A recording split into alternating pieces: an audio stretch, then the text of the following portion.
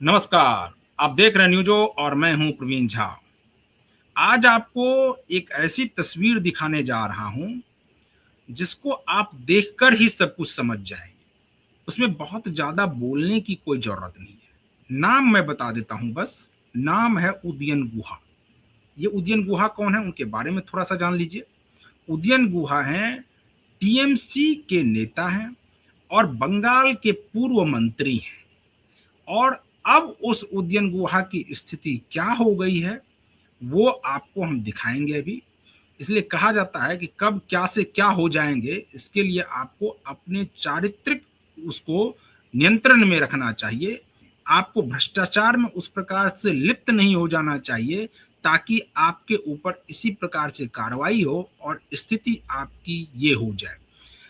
बल्कि आप ये कह सकते हैं इनके बारे में कि जब टीएमसी की सरकार थी तो ये शीर्ष पर थे, यानी कि अर्श पे थे। और अभी ये कहाँ है? फर्श पर है। आपको वो तस्वीर दिखाते हैं कि फर्श पर कहाँ है, क्योंकि वो फर्श पर की जो तस्वीर देखिएगा तो आपको सब कुछ क्लियर हो जाएगा।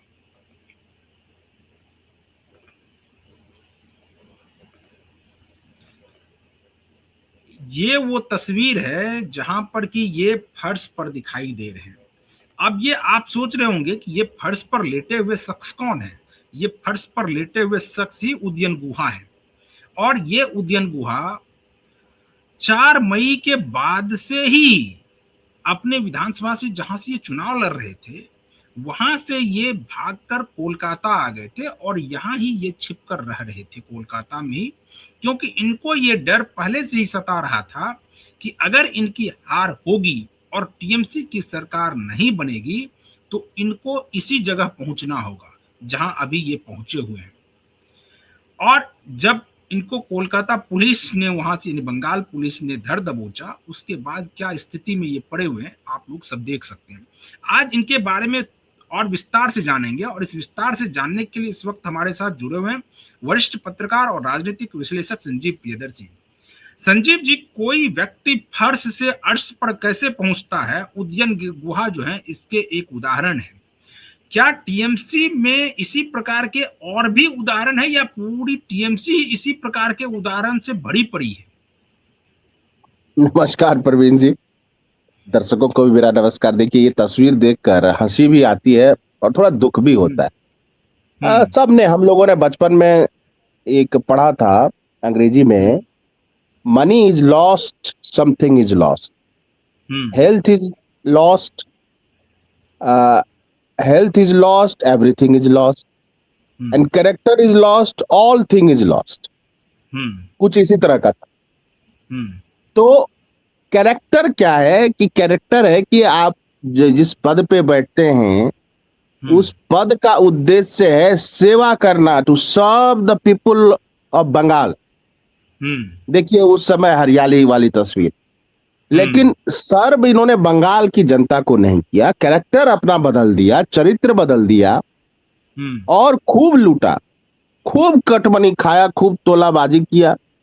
और इन पर जो आरोप है, ये आरोप है हाउसिंग फॉर ऑल, यानी जो पीएम आवास योजना है, बेसिकली उस योजना का नाम है पीएम आवास योजना, केंद्र पोषित योजना, सेंट्रल गवर्नमेंट फंडेड स्कीम है। और दीदी उसको कहती थी टीएमसी की सरकार की ये हाउसिंग फॉर ऑल है, यानी पैसा केंद्र सरकार का, असली नाम पीएम आवास योजना, उसका बदल के हाउसिंग फॉर ऑल कर दिया और उसका पैसा इन्होंने गबन कर लिया। बहुत लंबे समय तक गबन किया, बहुत मोटी रकम इन्होंने दबा ली। अब दवाई किसके कहने पर दवाई, कहाँ क्या दिया वो तो अब बताएंगे, लेकिन ये देखिए कि उस समय हाथ लहराते थे, अब ये कैसे पेट पर सारा वजन डालकर सोए हुए, सोचिए। और ये कोई मामूली व्यक्ति नहीं है, ये मंत्री रहा हुआ है बंगाल में। और इसकी स्थिति देखिए, तो पाप अपने बाप को भी नहीं छोड़ता है। हाँ, अब इस सब तस्वीर को देखकर अभिषेक बनर्जी भी कुछ इसी प्रकार से सोच रहा होगा क्या? आपको लगता है कि अभिषेक बनर्जी को ये लग रहा होगा कि भाई अब तो इसी प्रकार की कुछ स्थिति बनने वाली है और जिस प्रकार से उद्यान गुहा की ये तस्वीर वायरल हो रही है तो उसके बाद से तो कम से कम टीएमसी के जितने भी नेता हैं वो या तो और भी अंडरग्राउंड हो गए होंगे, या उनको ये डर सता रहा होगा कि चाहे कितना भी अंडरग्राउंड हो जाए, शुभेंदु की पुलिस ढूंढ जरूर निकालेगी। तो अब उस डर से, ये डर क्या अभिषेक बनर्जी को भी सता रहा होगा क्या? बिल्कुल, ये डर सबको सता रहा है, यहां तक कि ममता बनर्जी तक को सता रहा है। क्योंकि देखिए, अगर अभिषेक बनर्जी जेल जाता है, और जाएगा, जैसे कि आज जाए, कल जाए, 10 दिन बाद जाए, जेल जाए। अभिषेक बनर्जी तो किसी ऑफिस में नहीं था, यानी वो केवल एमपी था। अगर वो सरकार में रह के करप्शन कर सकता है तो सरकार चला कौन रही थी? ममता बनर्जी। ऑब्लिगेशन किस पे है? ओनस किस पर है? सीएम पर है। बिल्कुल। तो यानी आज न कल अभिषेक बनर्जी भी हमें इसी तरह फर्श पे सोता हुआ नजर आएगा। और इसके अलावा आप देखिए, फाल्टा में जहांगीर खान का क्या हाल हुआ। बिल्कुल, क्या हाल हुआ? उसकी पत्नी भाग गई है। सरीना या जो भी उसका नाम था, वो हाँ, सरीन भाग गई है वो, क्योंकि उसको पुलिस खोज रही है, इलाज करेगी उसका अच्छे से। तो जब ये जहांगीर खान, शाहजहां शेख, मोइदुल इस्लाम, ये सब इनके सरकार के सबसे दबंग लोग थे, दबंग अपराधी थे, बाहुबली थे। इनके तो परिवार वाले भाग रहे हैं, ये सब तो ऐसे ही घूम रहे हैं रोड पर, इनको घुमाया जा रहा है, माफी मंगवाया जा रहा है, वो हाथ जोड़ जोड़ के माफी मांग रहा है, उठक बैठक कर रहा है सड़क पे। अभी शाहजहां शेख की वो तस्वीर शायद नहीं आई है, उस प्रकार की तस्वीर।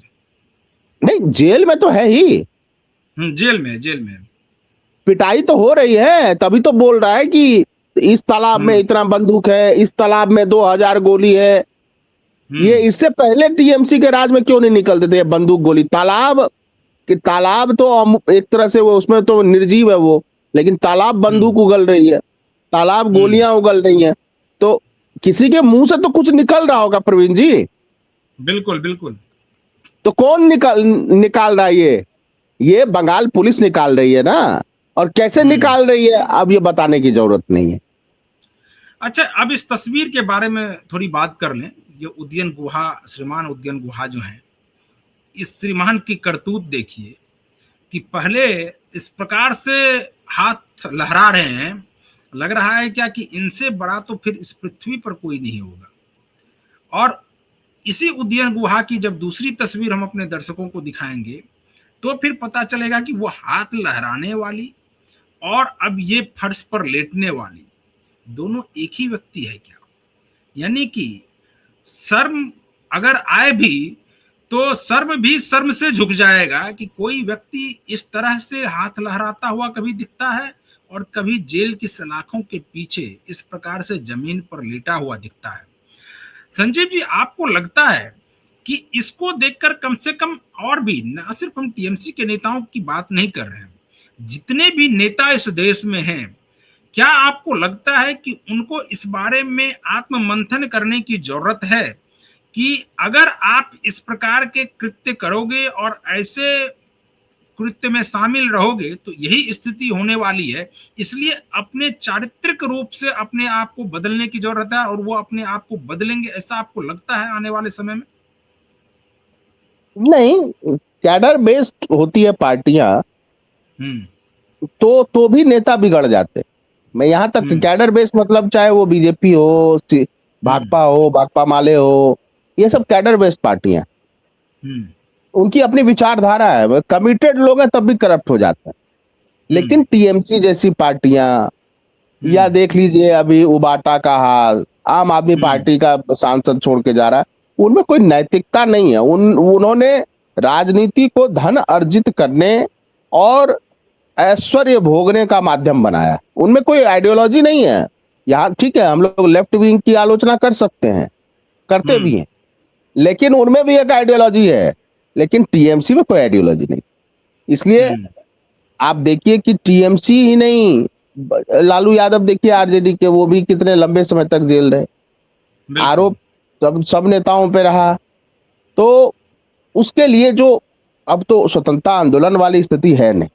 पहले जो हमारे नेता होते थे, या कांग्रेस जो पहले इतने दिन शासन किया, वो तो गांधी जी के त्याग, सरदार वल्लभ भाई पटेल के जो वो था, वीरता थी कुशल उनकी, नेतृत्व है।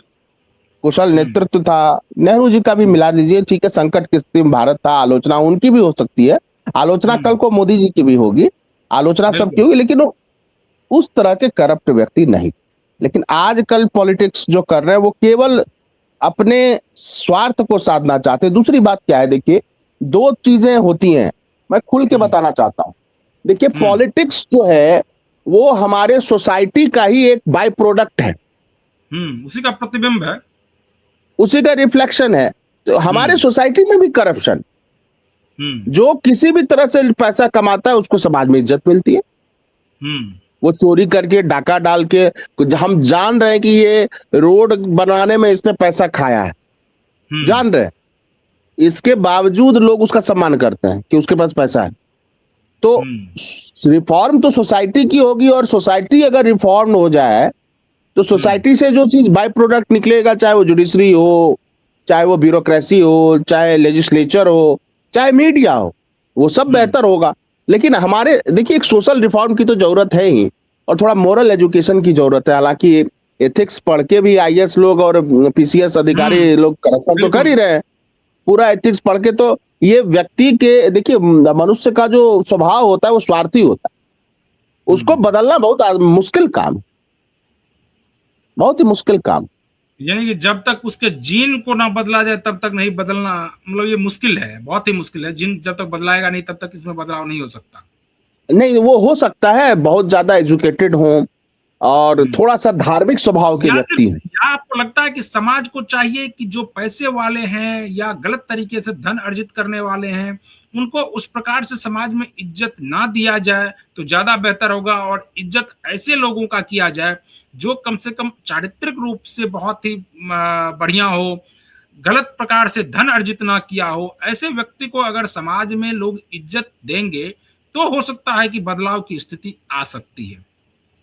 नहीं, देखिए, फियर फैक्टर जो है वो डालना बहुत जरूरी है। फियर से ही आदमी कंट्रोल किया जाता है, शुरू से सोसाइटी को फियर से कंट्रोल करते हैं। फियर क्या, अगर आप करप्शन में पकड़े गए तो आपको सार्वजनिक रूप से सजा मिलेगी, हैंग टिल डेथ।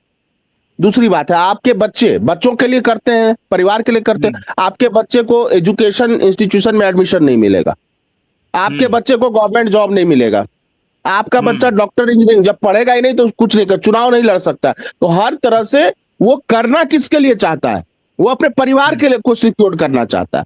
आप परिवार को ही उस करप्शन से वो करिए ताकि इसका परिवार निगेटिवली प्रभावित हो, करप्शन रुक जाएगा। लेकिन क्या है कि लोग, करप्ट अधिकारी और नेता सोचते रहे हमारा क्या बिगाड़ लेगा, कोई 100 करोड़ कमाया, 10 करोड़। कानून के नजर में तो फिर वो ये हो जाएगा ना कि हर इंडिविजुअल एक अलग अलग आइडेंटिटी है, और उस अलग आइडेंटिटी को दूसरे के आइडेंटिटी से कैसे जोड़ दिया जाए। नहीं, बात वो नहीं है। बात है कि आपको नए कानून बनाने होंगे। हमारा 1947 से बाद का ये अनुभव कहता है कि बहुत सारे कानून इतने सख्त नहीं है कि जो आज के समय में रिलेवेंट हो। हम कानून बना सकते हैं, किसी भी तरह का कानून बना सकते, सरकार बना सकती है कानून बनाए। देखिए, जब तक उसको फियर फैक्टर नहीं होगा कि जिसके लिए हम कमा रहे हैं, जिसके लिए मैं मनुष्य के स्वभाव की बात कर रहा हूं, नैतिक, भाई नैतिकता की बात तो नैतिक लोगों से की जा सकती है ना। जो इमोरल है, जो करप्शन कर रहा है, जो रेप कर रहा है, जो दूसरे के हत्या कर रहा है, उसके साथ आप नैतिकता और गांधीवादी मूल्यों से तो आप लड़ नहीं सकते। उसके लिए तो आपको बहुत सख्त फैसले लेने होंगे। चलिए संजीव जी, तो आज हम लोग इस डिबेट को यहीं पर खत्म करते हैं। कल किसी और मुद्दे के साथ फिर से हाजिर होंगे। तब तक आप बने रहिए न्यूज़ के साथ। मुझे और संजीव जी को दीजिए अनुमति, और चैनल को अगर आपने अभी तक सब्सक्राइब नहीं किया तो सब्सक्राइब जरूर कर लीजिए। नमस्कार।